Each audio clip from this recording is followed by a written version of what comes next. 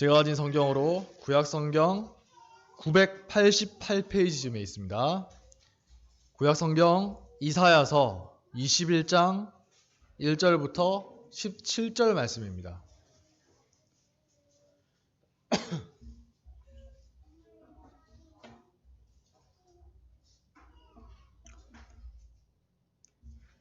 구약성경 988페이지쯤에 있는 이사야서 21장 1절부터 17절 말씀입니다.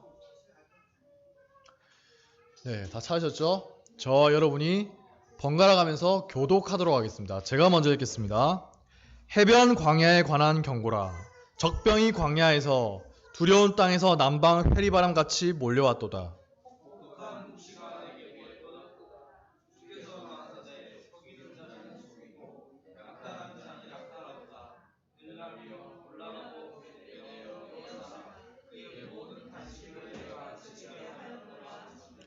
이러므로 나의 요통이 심하여 임산한 여인의 고통 같은 고통이 내게 임하였으므로 고통으로 인하여 듣지 못하며 놀라서 보지 못하도다.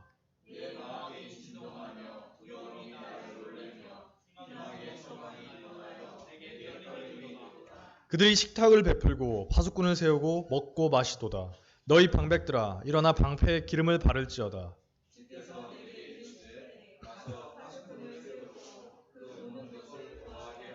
마병대가 쌍쌍이 오는 것과 나귀떼와 약대떼를 보거든 자세히 유심히 들으라 하셨더니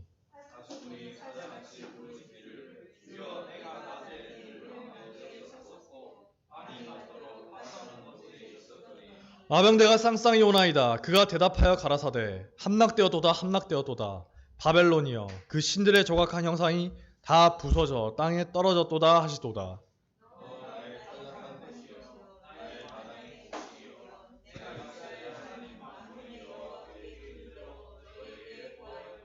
두마에 관한 경고라. 사람이 세일에서 나를 부르되 파수꾼이여 밤이 어떻게 되었느뇨. 파수꾼이여 밤이 어떻게 되었느뇨.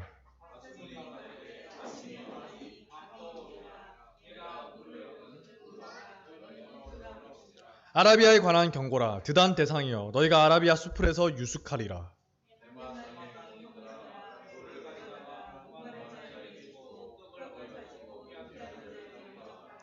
그들이 칼날을 피하며 뺀 칼과 당긴 활과 전쟁의 어려움에서 도망하였음이니라.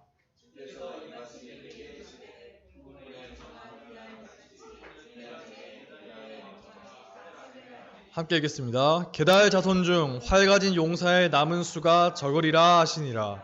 이스라엘의 하나님 여호와의 말씀이니라. 아멘. 제가 잠시 기도하겠습니다. 하나님 오늘도 저희가 이렇게 함께 모여서 오후 시간까지 말씀의 교제를 나눌 수 있게 해주심에 감사드립니다. 주님 오늘 말씀을 통하여서 그 시대에 그때 이사야 선지자를 통하여 주님께서 말씀하시고자 하는 것이 무엇인가 하는 것을 저희가 깨달아 알고 그 말씀 속에 있는 깊은 역사의 진리를 저희가 온전히 체득할 수 있도록 은혜 내려 주시옵소서. 이 모든 말씀 예수 그리스도 이름으로 감사드리며 기도드렸습니다. 아멘. 네, 정말 오랜만입니다. 오늘 우리가 함께 읽은 본문은 어때요?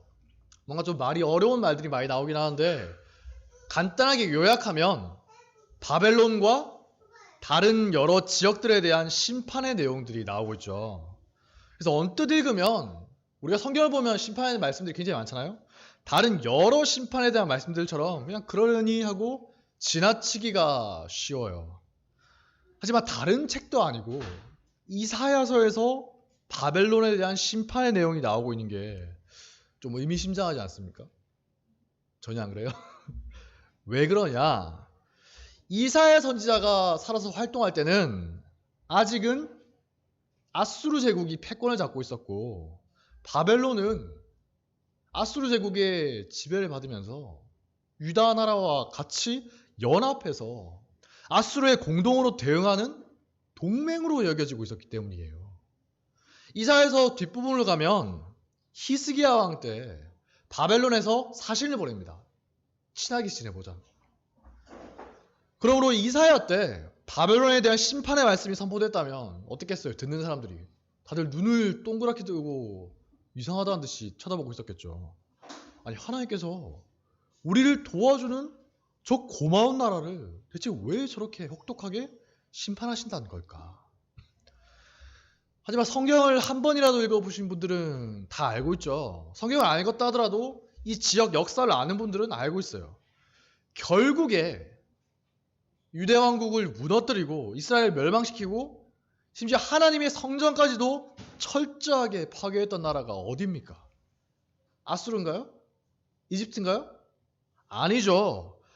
아수르를 무너뜨리고 새로운 강대국이 된 바벨론입니다. 옛날 같이 싸웠던 동맹이었던 바벨론에 의해서 이스라엘은 극심한 피해를 입고 여러 차례에 걸쳐서 사람들이 그 먼 데까지 포로로 끌려갔어요. 게다가 하나님의 성전까지도 완전히 불타서 없어져 버리는 수모를 겪었죠. 그래서 성경의 여러 부분을 보면 신약에 가서도 나오죠. 하나님을 대적하는 사탄의 세력이 있지 않습니까? 악의 세력. 악의 세력을 상징하는 대표적인 말이 뭐냐? 바벨론으로 나오기도 해요. 그때까지 바벨론이 있어서가 아니라 바벨론이 악의 세력의 상징으로 나오는 겁니다. 그야말로 이스라엘의 철천지 원수가 된 거죠. 하지만 아직은 바벨론이 이스라엘의 동맹일 때예요. 이사야 선지자는 아직 일어나지 않은 일, 한참 후에야 벌어질 일을 두고서 예언을 하고 있는 거죠. 2절을 보니까 바벨론에 대한 환상이 얼마나 무시무시했던지 선지자가 이렇게 고백하죠. 여러분, 내가 혹독한 묵시, 즉 잔인한 묵시를 보았습니다. 이사야 선지자가 바벨론이 배신할 거에 대해서 이 시점에 정확하게 알고 있었는지는 잘 모르겠습니다. 하지만 이사야가 바벨론에 대한 하나님의 환상을 보고는 극심한 고통을 느끼게 된 거예요. 왜죠? 자기가 직접 당한 게 아닌데 왜 이럴까요? 우리가 그런 거 있잖아요. 나랑 아무 상관이 없는 지역의 사람들이 할지라도 그 사람들이 정말 눈뜨고 올 수 없는 끔찍한 고통을 당하고 있는 그런 장면을 우리가 영상으로 보거나 아니 소식을 들을 때 어때요? 아니면 예를 들어서 북한에 계신 분들, 특별히 뭐 정치범수용소 이런 계신 분들 끔찍한 이야기 들으면 어때요? 그런가 보다. 그래서 즐겁게 듣는 분이 있습니까? 아니죠. 인간적으로 연민이 생기고 눈을 질끈 감게 되고 마치 내가 그런 고통을 당하는 것처럼 속이 쓰리지 않습니까? 공감하는 능력이 있는 사람이라면 누구나 그럴 거예요. 우리 안에는 그런 감정이 있기 때문이죠. 옛날에 맹자라는 사람이 말하기를 불쌍히 여기는 마음, 측은지심이 없으면 사람이 아니다. 뭐 이런 말까지 했죠.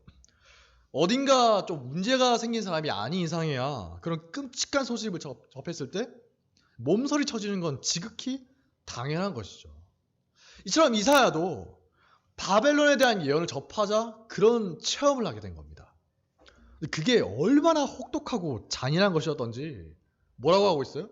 마치 임신한 여인의 고통 같은 고통, 극심한 요통이 엄습했다고 합니다. 우리도 보면은 그런 거 있죠. 너무 무시무시한 일을 겪고 나면 외상성 스트레스를 아나요? PTSD. 스트레스 때문에 트라우마에 걸리거나 아니면 그게 너무 심하면 신체적으로까지 증상이 드러나죠. 엄청난 스트레스 받으면 누구나 그렇게 된다고 해요. 대체 이사야는 얼마나 무서운 장면을 봤던 걸까요? 오늘 본문에서는 그래도 세세하게 설명하고 있지는 않습니다. 2절에서 보면 배신하는 자는 계속 배신하고 파괴하는 자는 계속 파괴할 것이다. 사회적으로 혼란이 있을 것이다. 이 정도로만 표현하니까 별로 와닿지는 않죠. 하지만 좀 앞에 나오는 이사야서 13장을 보면 이사야가 본 환상이 어떤 것이었는지 우리가 대강 알 수 있습니다. 13장 전체가 바벨론에 대한 심판의 예언이지만 특별히 13장 13절부터 보면 그 끔찍한 모습이 여실하게 잘 드러나고 있는 거죠. 너무 자극적인 장면이라서 제가 일일이 말하진 않겠습니다. 한번 시간 내시면 읽어보세요. 그야말로 생지옥이 따로 없을 정도로 그런 장면이 펼쳐지고 있어요. 우리가 전쟁을 해도 지금 보면은 포로에 대해서 어느 정도 대접을 해야 된다. 민간에 대해서 학살하거나 그러면은 나중에 전범으로 오해서 처벌받지 않습니까? 근데 거기 보면 어린아이나 여성들, 심지어 어머니 태속의 아이라 할지라도 예외가 아닌 거예요. 바벨론이 다른 나라들에게 행했던 많은 일들을 똑같이 어쩌면 그 이상으로 철저하게 돌려받게 된다는 겁니다. 실제로 시편 137편을 보면 바벨론에 끌려갔던 이스라엘 백성들의 하소연이 나오거든요. 특히 마지막 부분을 보면 바벨론이 멸망할 때 자기들에게 저질렀던 대로 하나님이 갚아주실 것을 간청하고 있어요. 뭐라고 하냐? 이렇게 말합니다. 멸망할 딸 바벨론아, 네가 우리에게 행한 대로 너에게 갚는 자가 복이 있으리로다. 너의 어린 것들을 바위에 메어치는 자는 복이 있으리로다. 대충 무슨 일이 생겼는지 아시겠죠? 얼마나 한이 맺혔으면 시편에 이런 저주의 말이 실렸겠어요.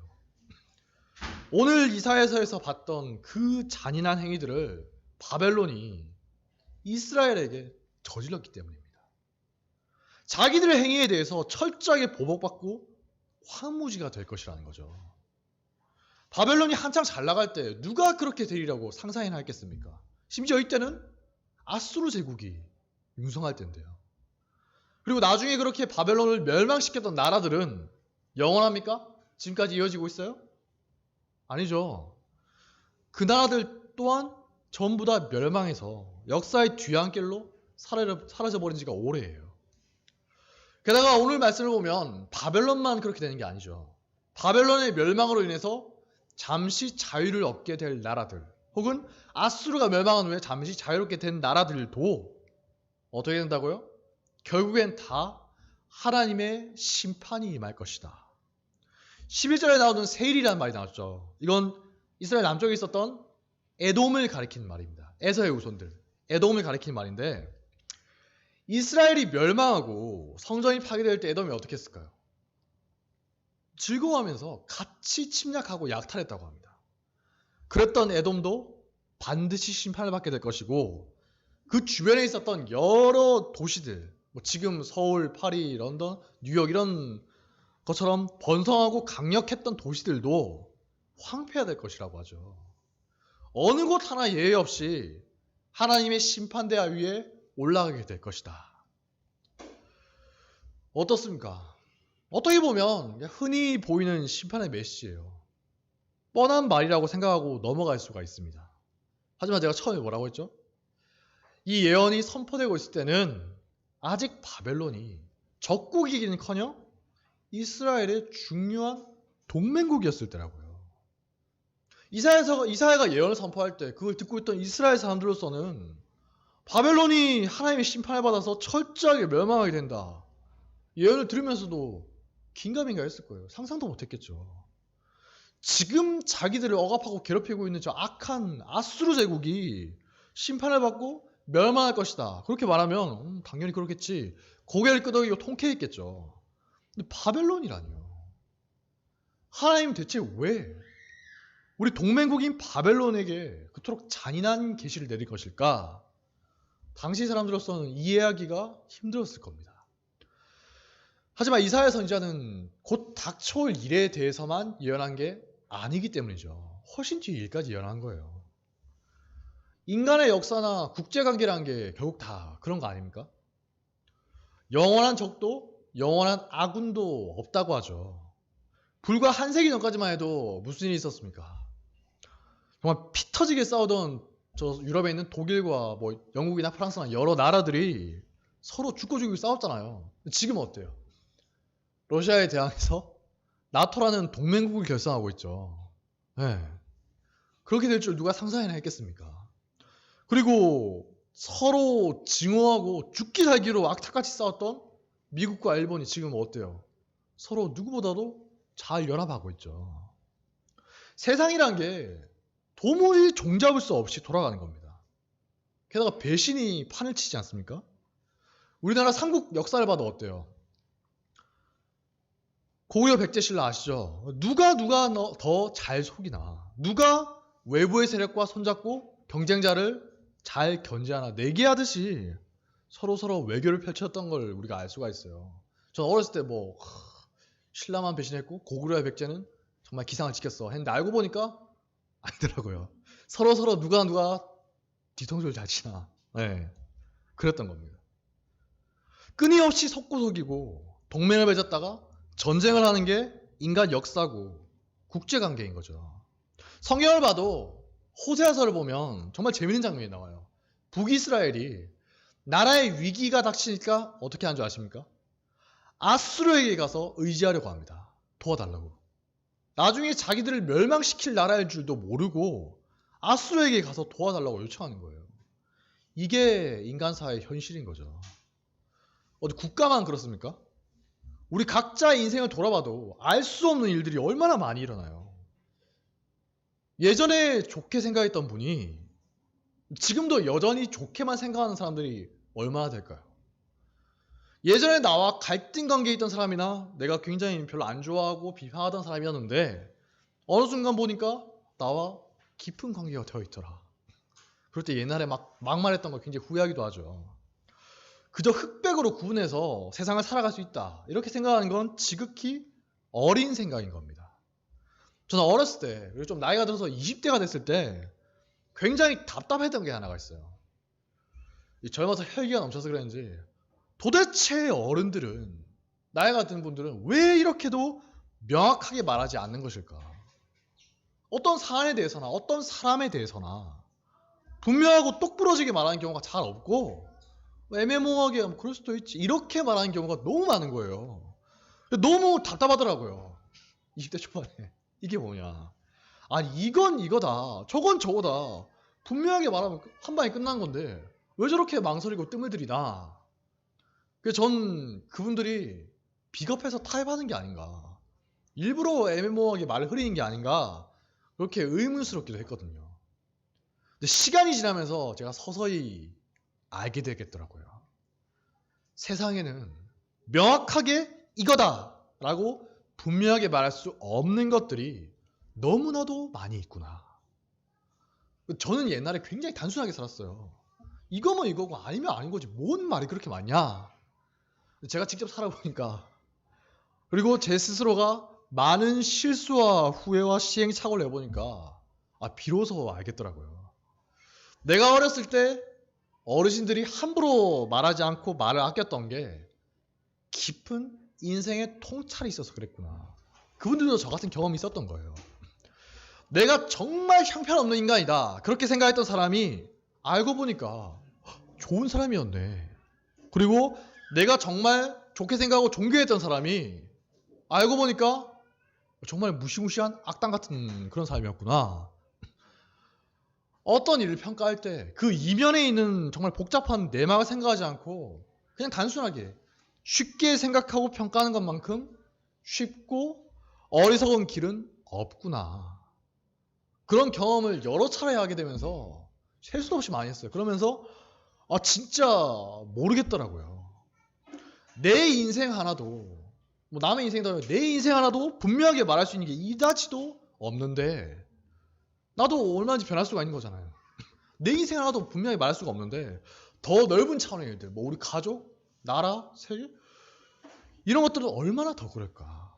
어제의 적이 오늘의 아군이 되고 어제의 동맹이 오늘의 적국이 되고 원수가 되는 이 세상에서 나는 대체 무엇을 붙들고 살아갈 수가 있을까 많은 고민을 했습니다. 근데 저만 그런 고민을 한 게 아닌 것 같아요.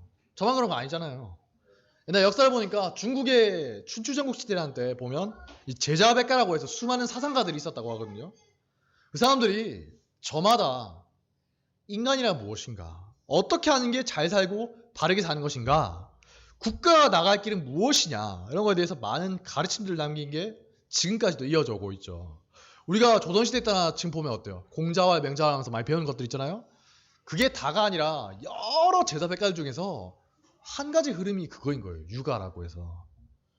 그만큼 여러 사람들이 여러 가지 고민을 하고 여러 말을 남겼습니다. 왜 그렇겠어요? 그 사람들이 살아갔던 시대가 너무나 혼란스러웠기 때문이에요. 지금 우리가 살아가는 이 시대는 그 사람들이 보면 정말 평안하군요. 이렇게 할 정도로 한 해가 멀다 하고 전쟁이 터지고 부모와 자식이 권력과 이익 때문에 서로 죽고 죽이는 무시무시한 세상이 펼쳐졌기 때문이에요. 그런 상황에서 이전에 통하던 사회의 상식과 예의가 효력이 있었을까요? 없었겠죠. 물론 공자께서는 그렇다고 하셨습니다. 옛날 걸 우리가 고스란히 지켜야 된다. 하지만 다른 수많은 사상가들은 그렇지 않다고 했어요. 시대가 바뀌었고 상황이 바뀌었으므로 그에 맞춰서 다른 방식과 가치를 추구해야 된다. 그렇게 주장한 거죠. 이제 내 말이 맞다 하면서 수많은 사람들이 주장했기 때문에 제자 백가라고 한 겁니다. 평안하던 시대의 옛날 시대의 기준이 혼란스러운 오늘날의 기준과 동의할 수는 없다라고 생각했기 때문인 거죠. 그러면 이제 그렇게 그 시대에 맞춰서 이제 변신을 꾀한 사상가들의 생각이 있잖아요.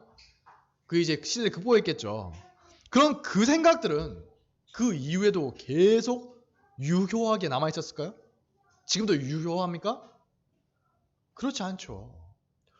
정말 한 시대를 풍미했고 한 나라를 지배했던 그런 사상과 방법들이라 하더라도 그 시대가 저물어감에 따라서 비판받고 물러나기 일쑤인 거죠.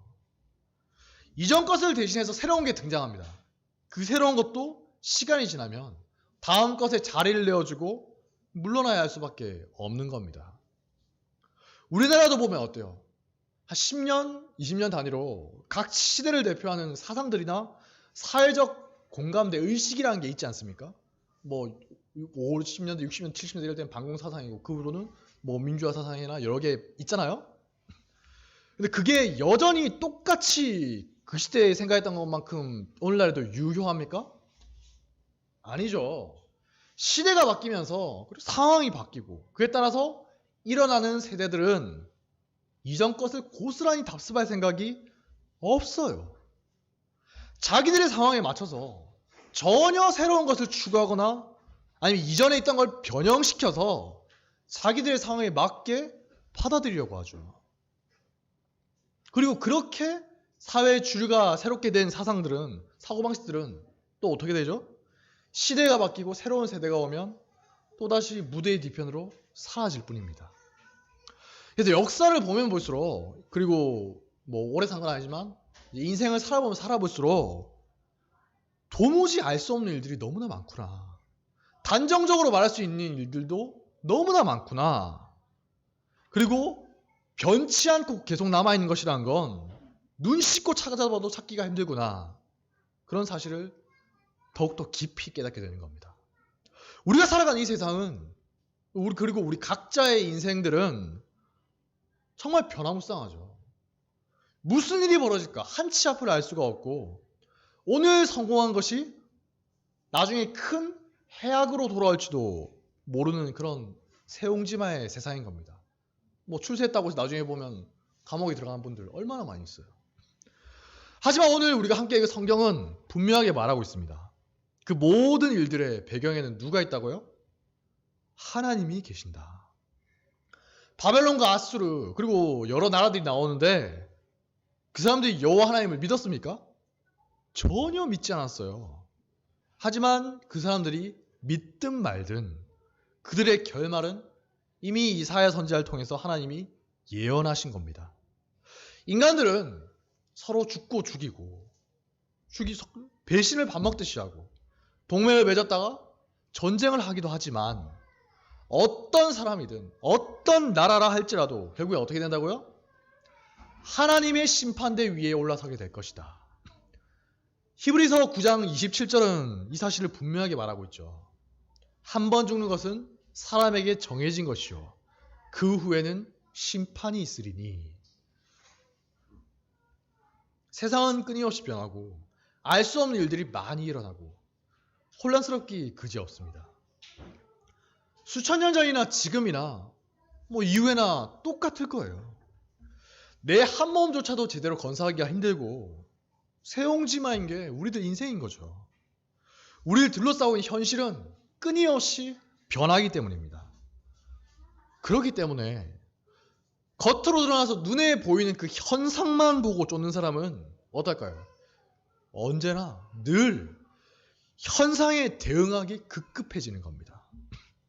내 인생 가운데 일어나는 급작스러운 일들이나 알 수 없는 일들, 억울한 일들, 도무지 출구가 보이지 않는 국제관계, 나라 간의 일들, 홍수 같은 천재지변이라거나 최근에도 어때요? 비가 너무 많이 와서 많은 분들이 고통을 겪고 있지 않습니까?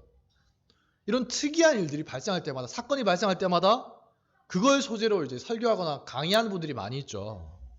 또 그런 걸 원하는 분들도 많이 있고요. 물론 그렇게 현실의 일을 발판으로 해서 이야기하는 건 많은 유익을 줄 수는 있습니다. 좋게 생각해요. 하지만 저는 그런 걸 듣다 보면 때때로 이런 생각을 하는 거죠. 그렇게 현실에 벌어지는 현상만 따라가기 급급하면 결국 죽을 때까지 그렇게 살 수밖에 없지 않나. 반면에 본질을 꿰뚫고 있는 사람이라면 부동심의 자세로 세상을 살 수 있지 않겠습니까? 이런 말이 있죠. 한 가지로 만 가지를 대응한다. 하나를 통해서 분명한 원리와 법칙을 깨닫고 나면 다른 여러 가지 일들에 대해서도 대응할 수가 있다는 말입니다. 우리가 초등학교, 중고등학교 때 배웠던 수학 공식 생각해 보세요. 저는 안타깝게도 그러지 않았지만 그냥 달달 배웠지만 그 공식이 어떻게 만들어진 것인가, 어떻게 해서 적용되는 것인가, 원리를 분명하게 아는 사람은, 수학 잘하는 애들은 그렇게 하더라고요. 그걸 분명하게 아는 사람은 수천 수만 가지 문제가 나온다 하더라도 대응할 수 있겠죠. 하지만 표면적인 그냥 문제 자체와 답에만 집중하는 사람은 매번 새로운 문제, 변형 문제, 응용 문제 앞에서 막 머리를 싸맬 수밖에 없는 거예요. 이때는 어떻게 해야 되나? 현상을 보고 쫓는 사람은 늘 새롭게 다가오는 그런 변화무쌍한 현실 앞에서 대응하기 급급할 것이지만 본질을 깨닫는다면 가볍지 않고 묵직한 사람으로 남을 수가 있는 것입니다. 오늘날 우리가 살아가는 이 세상도 어떻게 보면 굉장히 혼탁한 시대죠. 과거에 보면 뭐 혼탁하지 않은 시대가 어디에 있었냐 싶겠지만 오늘날에는 오늘날에 새로운 문제가 있는 거죠. 그래서 이제 세상에 보면 어때요? 여기저기서 저마다 자기가 정답을 제시할 수 있다, 통찰력을 제시할 수 있다고 외치는 목소리들이 많지 않습니까? 유명한 분들 많이 있잖아요. 텔레비전에 나오고 라디오에도 나오는 그런 분들. 하지만 그분들이 시대를 초월하는 뭔가를 줄 수 있습니까? 그렇다라고 생각하는 많은 착각하는 분들이 많이 있을 뿐이죠. 과거에 수많은 사상가들이 그랬던 것처럼 지금 유명세를 타고 있는 분들 또한 시대가 바뀌고 상황이 바뀌면 다 물갈이가 될 거예요. 제가 확실히 장담할 수 있습니다. 예언은 아니지만 그렇게 되는 거죠. 그게 이 세상에 변치 않는 진리인 거예요. 그래서 그런 지혜를 쫓는 사람들은 결국 현상과 시대 상황에만 급급하다가 거기에만 집중하다가 죽어갈 뿐인 거죠. 끊임없이 문제가 생기고 원인조차도 알 수 없는 일들이 터질 때 대응하기 벅차다가 그 현상과 문제에 계속 끌려가는 겁니다. 우리 주변에도 보면 가끔 그런 분들 있죠. 현실에 생기는 여러 문제 때문에 그것만 생각하다가 그거 하나하나 해결하다가 어느덧 인생의 황혼을 맞게 되는 그런 분들 말입니다. 그분들은 평생 끌려다닌 거예요. 시대에 끌려다니고 현상에 끌려다니고 문제에 끌려다니고 그렇게 살다가 결국 죽은 후에는 어떻겠어요? 장례식장에서 또 무슨 문제가 생기면 이제 자식들이 고민하겠죠. 살아서나 죽어서나 현상과 문제에 끌려다니는 불쌍하고 고달픈 인생인 겁니다. 하지만 성경은 우리에게 분명하게 말하고 있습니다. 세상의 모든 일들은 어느 것 하나도 여호와 하나님의 손에서 벗어난 일이 없다고요. 물론 우리가 이 세상을 살면서 도무지 이해할 수도 없고 답도 들을 수 아무리 열심히 기도해도 답을 들을 수 없는 그런 일들이 많지 않습니까? 섣불리 판단할 수 없는 일들이 얼마나 많아요. 성경을 보면 욥도 그랬죠. 욥기를 읽을 때 저는 끝까지 읽으면서 언젠가는 답이 나오겠지. 나옵니까? 안 나오죠. 욥도 결국 끝까지 자기에게 왜 그런 일이 벌어진 건지 답을 듣지 못했죠. 우리도 그럴 거예요. 하나님 곁으로 가는 그날까지 아무리 열심히 기도해도 하나님 끝까지 우리에게 답을 허락하지 않은 일들이 많이 있습니다. 하지만 욥이 결국 어떻게 됐죠? 결국 이 세상을 선하게 인도하시며 모든 것을 심판하신 하나님이 선한 분이시다. 섭리를 믿고 그분을 신뢰함으로 다시 믿음으로 돌아가는 겁니다. 구약에서 하나님께 따진 것으로 유명한 선지자가 한 명 있죠. 하박국입니다. 하박국도 어때요? 하박국을 읽다 보면 무슨 명쾌한 답을 들은 건 아닙니다. 하지만 하박국이 나중에 뭐라고 하죠? 마침내 하나님이 정하신 심판의 날, 그날이 올 것을 기대하면서 나는 잠잠히 인내로 기다린다. 이렇게 고백하는 거죠. 그러면서 나온 말이 그 유명한 말입니다. 오직 의인은 믿음으로 말미암아 살리라. 뭘 믿는다는 거예요? 하박국이 뭐 이때 예수님을 알고 믿고 그런 건 아니었겠죠. 뭘 믿는다는 거였죠? 하나님의 신실하심과 선하심과 의로우심을 믿는다는 것이죠. 비록 이 세상은 악하고 알 수 없는 일들이 도처에서 벌어지고 있지만 내가 믿는 하나님은 죄악을 결코 넘어가지 않는 분이시다. 결국 세상의 모든 것들은 하나님의 심판대 앞에 서게 될 것이다. 하나님은 타협하지 않으시는 공의의 하나님이시다. 그분이 우리를 사랑하시고 우리를 선하게 이끄실 것이다. 이런 것을 믿는 믿음으로 의인이 누굴까요? 바로 여러분들입니다. 우리들 성도가 믿음으로 살 수 있게 된다는 그런 깨달음을 선지자가 얻은 것입니다. 이런 믿음을 가질 때 비로소 우리는 하나님의 말씀에 순종할 수가 있게 되는 겁니다. 대표적으로 어떤 게 말씀이죠? 원수 간 것이 나에게 있으니 나에게 맡겨라. 하나님이 말씀하셨죠. 근데 그게 됩니까? 내 생각과 의지대로면 진작에 보복의 칼을 갈겠죠. 세상 사람들은 어때요? 막 흥신소에 의뢰하고 그러죠. 내 생각대로 내 감정대로 하면 보복의 칼을 갈아야 되지만 하나님이 일하실 것을 믿고 나를 대신해서 갚아주실 것을 믿고서 인내함으로 살 수가 있는 것이죠. 북한에서 오신 분들도 많이 그렇더라고요. 여전히 분노 가운데서 일을 가는 분들도 있지만 믿음을 가지고 오히려 그들을 불쌍히 여기면서 하나님의 심판이 임하기 전에 속히 돌아오길 바랍니다. 이런 분들도 계신 것이죠. 마치 다윗이 사울에 대해서 그랬듯이 말입니다. 다윗이 무슨 죄를 지은 것도 아닌데 무고하게 죄를 뒤집어 쓰고 사울이 자기 밑에 있는 3,000명의 그 상비군, 지금으로 치면 특수부대인 거예요. 그걸 다 끌고 다윗을 죽이려고 돌아다녔어요. 그럴 때 하나님이 다윗에게 사울을 죽일 수 있는 절호의 기회를 2번이나 줍니다.